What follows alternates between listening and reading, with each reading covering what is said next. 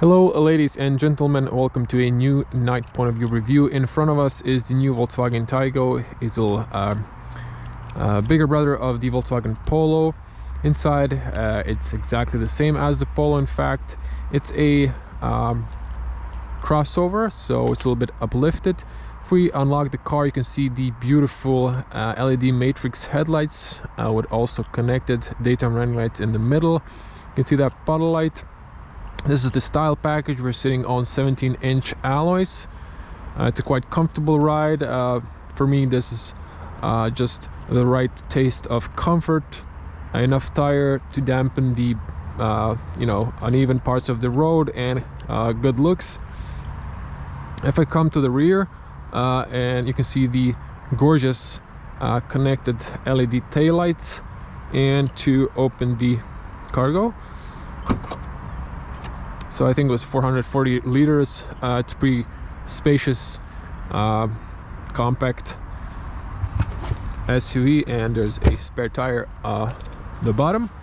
Now close this up, and let's jump inside and start driving. So here's the beautiful interior. You can of course spec a start, stop and keyless entry. This car is spec with a still physical key. Seatbelt on, safety first as always. You're always going to get this annoying welcome message. Maybe when you set up your profile, maybe no, but I never set up a profile in test cars. Okay, just a little preview of the interior, and just to turn on the light as well, so you can see the interior. Very nice. The Polo had warm lights, this one has cold lights. Unfortunately, no light in the glove compartment. It's a little bit disappointing. There's going to be separated night review so you can see it a little bit better with the iPhone camera. And I think we could test the sound. I did set up a Waze here, so let's test the speakers. Let's hear some music. These are the bass speakers, but very decent, good sound, especially when you fine tune. Let me see here. Okay, let's see something else. So the speakers are decent. I have to keep speaking so not to get a copyright strike. And the music is really nice. I think there is an option of Beats audio, but I'm not sure if those are worth the money. And let's just start driving. So you have here gestures now. Just to show you before we head out, I will do a consumption test and cut it in the video. Excuse me. Vehicle driving data. So I was idling while I'm filming, so it's kind of crazy consumption, but my best today was around 8 liters on the highway.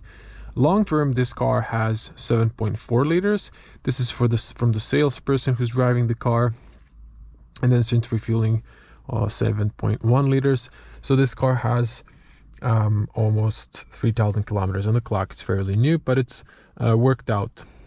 I'll see on my consumption test and cut it in this video. As I've mentioned, I'm gonna use Waze because navigation wasn't purchased, so we have Apple CarPlay and Android Auto, which is standard.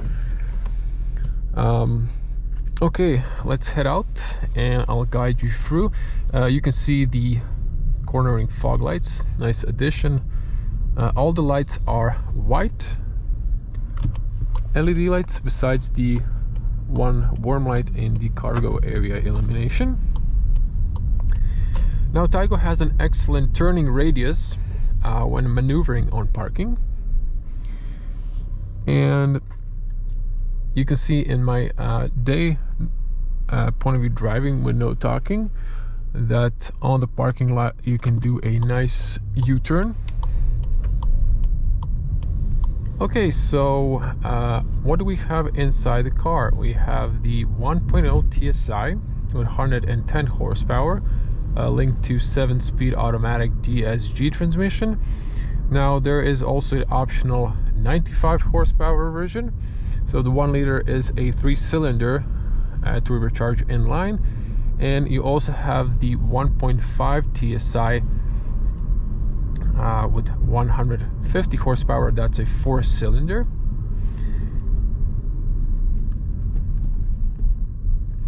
So I would definitely recommend the 1.5 TSI if you want a nippier, more responsive car.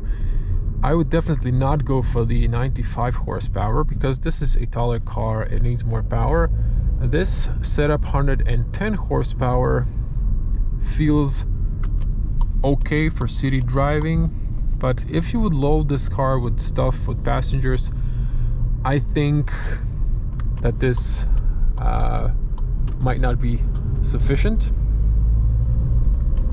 As you can see, the car speeds up easily, it's not a problem, but if it have more horsepower, it would definitely be a really fun car. But I think for the most people this will be more than enough, 110 horsepower. I feel like the DSG with the petrol, it doesn't have enough momentum like diesel cars, and diesel is not available as option in the Taigo, same as in the Polo, and it feels a little bit jerky, honestly. It just has these gaps when accelerating, but have in mind that I'm driving now a Tesla Model 3 and I'm used to you know, instant acceleration. So I mean, I still have a Skoda 7-speed automatic, just 1.6 TDI with 105 horsepower, but the diesel is a little bit more torquier and just has more momentum, so I think it works better with the automatic transmission rather than this petrol. So if you are not a fan of automatic, then you'll be happy to know that 6-speed manual is definitely nice and smooth. I've tested one in the Polo. I love the gears, they just fit inside nicely and they're kind of short and precise. Handling of the car. Now today was a little bit traffic. I didn't manage to really go a little harder in the corners. The car was tilting. I didn't felt like the back end was sticking out, so it's very stable. It is wide, the car is wide, and it's not super tall. It's a crossover, so it is a little bit taller, but it's not like an SUV. So I like the Kodiaq is a tall car, so it'll have more body leaning in the corners. Comfort, suspension, 17-inch alloys. It's pretty comfortable. The dampeners on Volkswagen are good. The suspension is good and it's quite comfortable on, you know, minor potholes, you know, speed bumps and manholes. Now brakes are Volkswagen classical, aggressive from the start, and I like that. I like to have sensitive brakes. For me, it's advantage to have sensitive brakes. Now,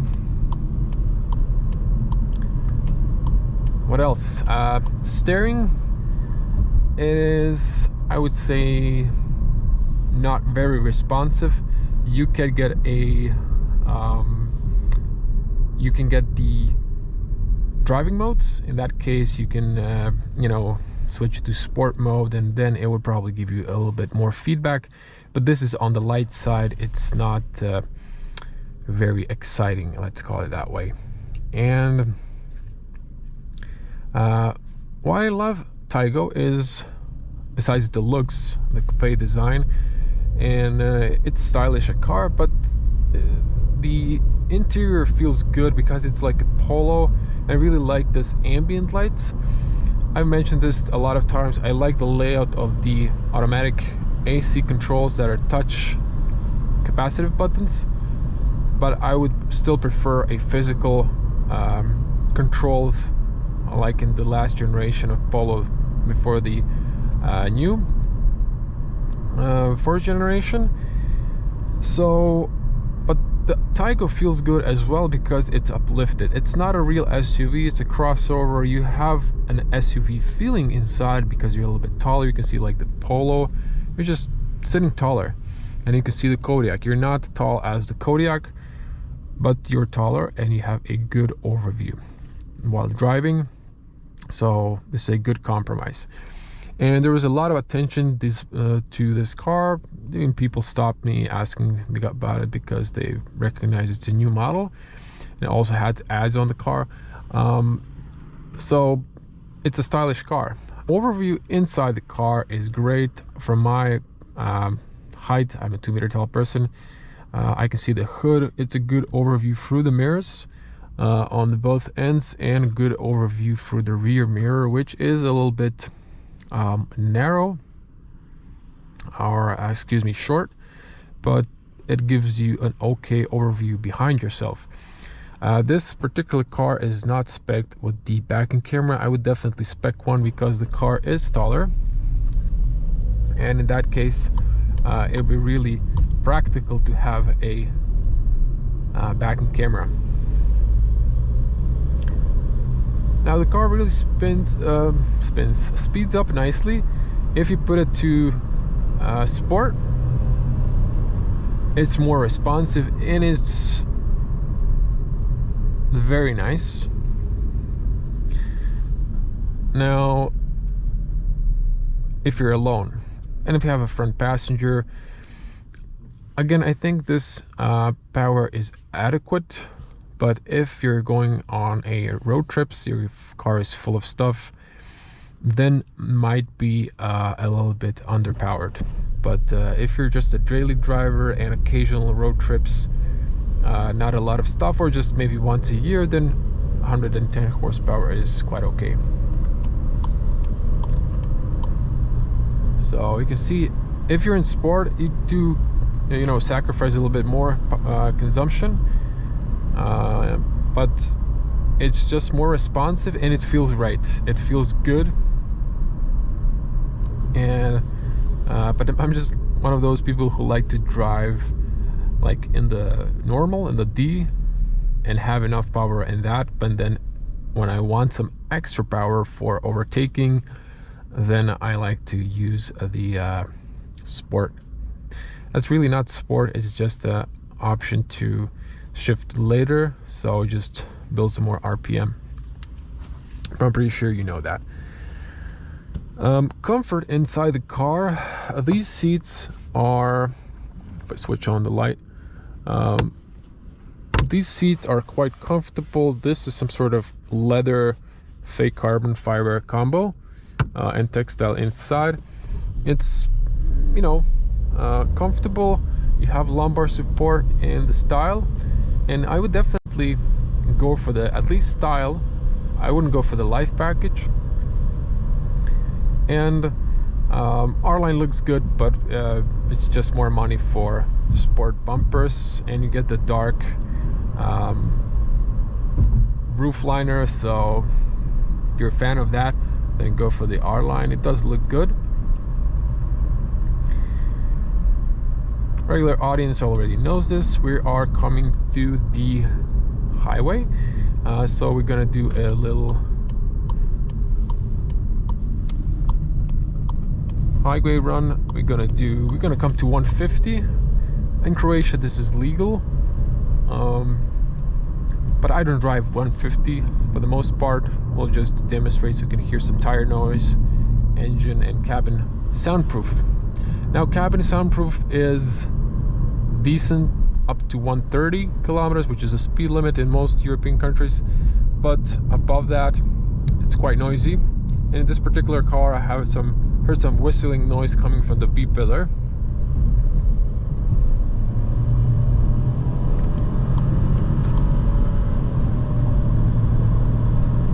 I'm flooring it all the way.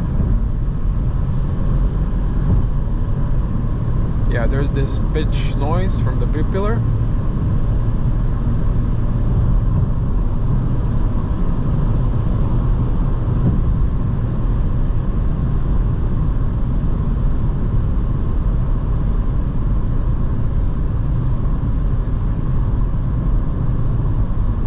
So cruise.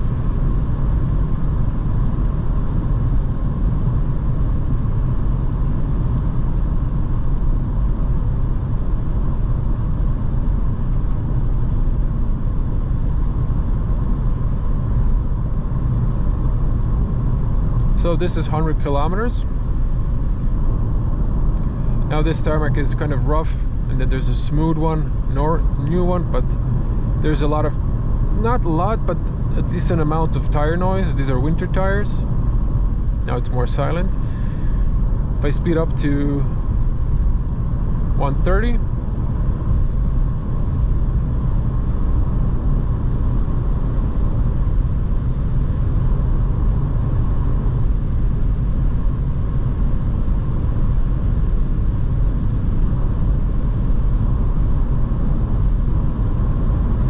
can hear that the soundproof is decent. Let's just get to 150 again, or 140.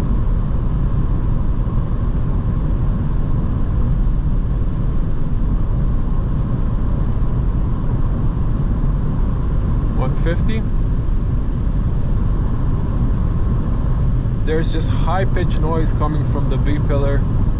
I don't know if you can hear it. It's really annoying. Okay, 150. Excessive amount of wind noise.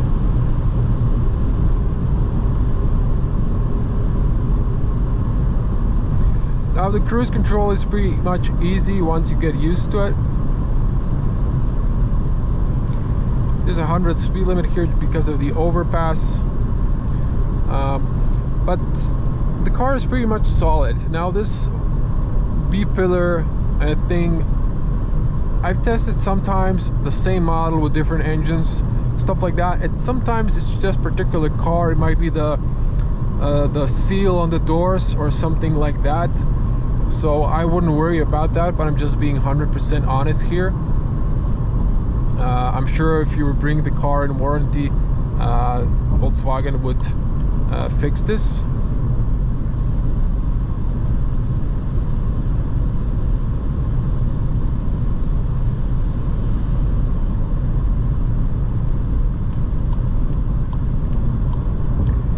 Now this really is a comfortable ride, and I like the ambient lights in the dark. They just lit up the interior and it feels quite nice. Now if you're in a lane, the lane assist keeps you in the lane. It doesn't bounce you back and forward. It just puts you back in the center.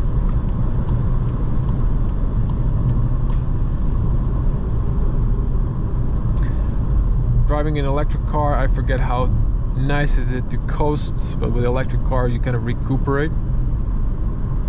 You can just slide. The car feels like it's sliding. Oh, it's so good. I like both, you know, internal combustion cars and electric cars. I like cars in general, so. But altogether, the Taigo is such a good ride. Now, there will be some critics from some people saying, you know, there's hard plastics, and I agree with you. I think like the light in the glove compartment, not having carpets in the door pockets, like that stuff is really cheap. I mean, the dash is soft, and I don't mind the hard doors. I have the same setup in my, Octavia, but I do have carpets. Just on the rear, not having this soft elbow rest just kind of feels a little bit cheap, and they've kind of raised the prices as well, so that's not cool. It is inflation, it's crisis with the pandemic and the production and the shortage, and the prices are going crazy, and I really can't say that I can justify this price bumps. But putting that away, this car is really solid, and it feels solid.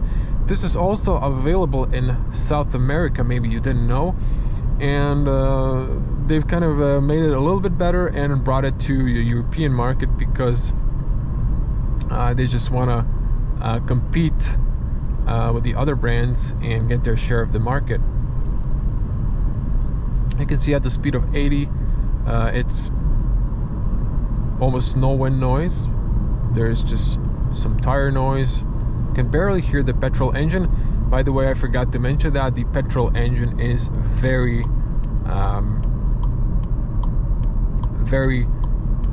quiet, and sometimes you can barely hear the start-stop.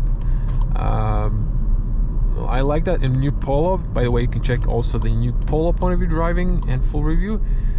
I've also tested the new Fabia, which was unfortunately not that quiet. Kind of think Volkswagen just wants to make a little difference from their other brands such as Skoda or Seat.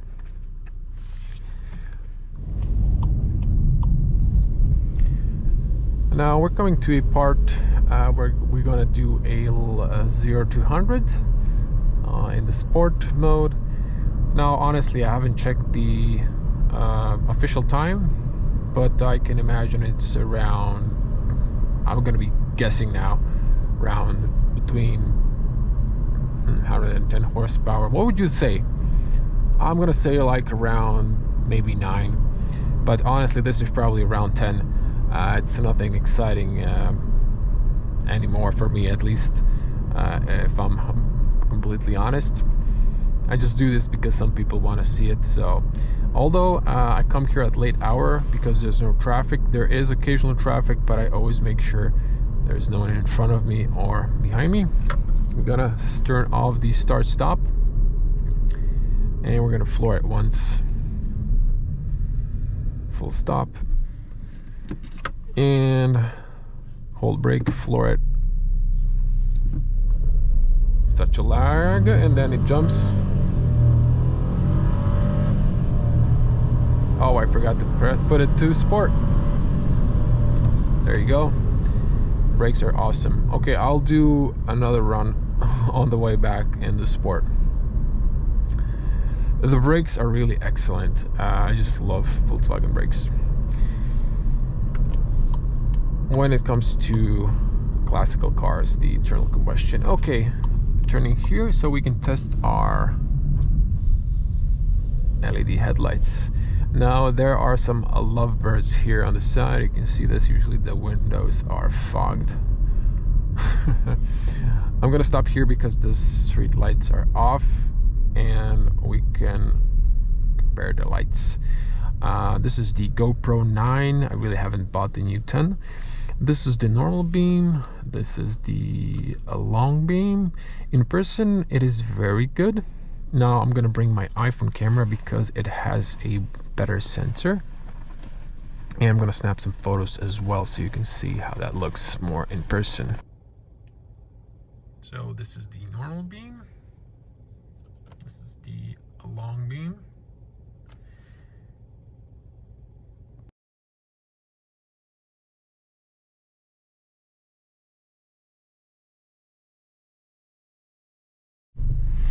So speed up. You can see the matrix LED lights, how they just spread out. And then if I slow down, they're just gonna shrink. Huh? That's pretty cool. Now more iPhone camera, you can see the matrix lights beam spreads. You have to have the automatic lights or automatic long beam.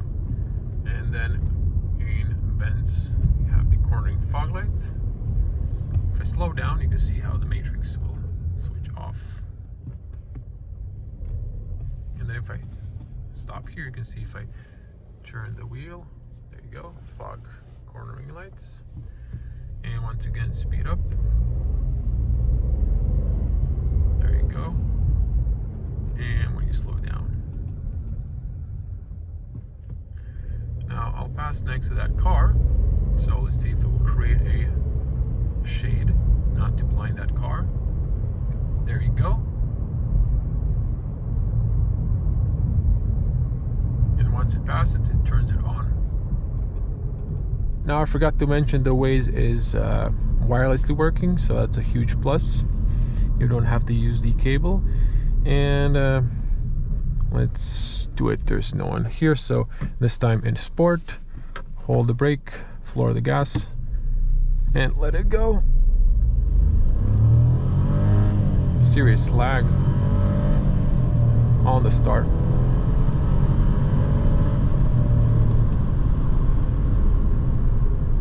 But the brakes are awesome. Okay everyone, so I was on the highway driving for almost 20 kilometers.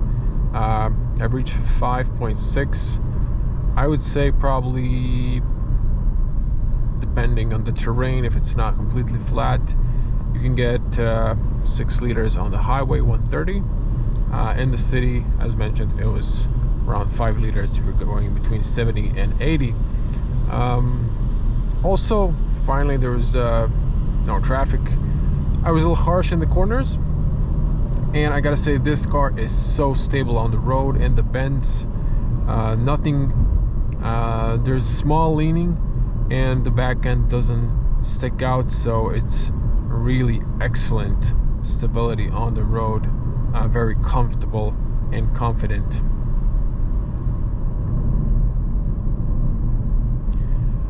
Now, to sum up the Taigo, I really love the car.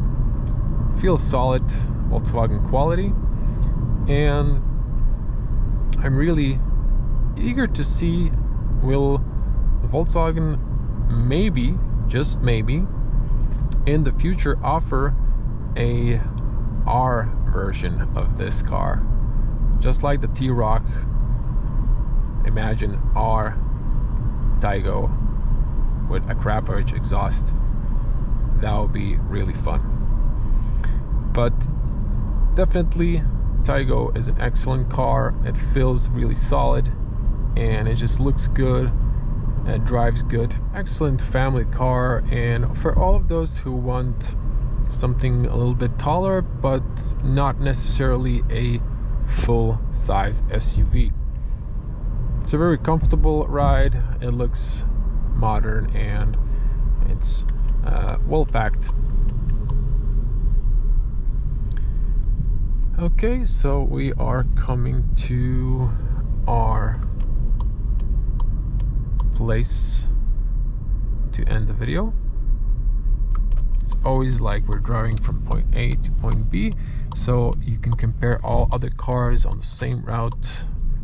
It's just different, maybe weather conditions from seasons, but it's always the same route. I gotta hate this start stop. Kind of switches off, and then if you accelerate a little bit, it switches on. Oh, there's a new system here. Oh, there it is. That's an upgrade, I guess. Actually, some of you might want to hear the petrol in the garage.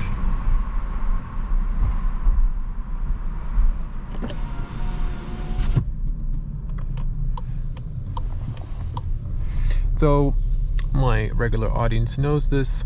I usually end the video in the garage so you can see the car better. And I've actually got here before they switched off the lights. Now, let's stop here. I'm gonna double park, but I'm just gonna move. Actually, I'm gonna stop here so it's not double parking. So, now, one thing I really wish this car had a backing camera. Actually, just go here. Like all the same, I'm gonna leave after I stop this. Okay, so yeah, that was the Taigo. You can see also a little bit how it looks at night, where there's different illumination. You can here see the trim information, and it wasn't really economical. But it's a nice car, definitely a recommendation if you're looking for this type of car. And just to do a little walk around so you can see better the car at this light, it's just gorgeous. Tell me this is not gorgeous. These lights are awesome if you ask me. And just a little walk around the car, it looks really elegant. It's an elegant car, and especially I love this connected LED headlights or the daytime running lights. And definitely recommendation, go for the Matrix if you have the budget. Thank you for watching. I'm gonna see you in the next one. Stay safe at home and on the road. Bye.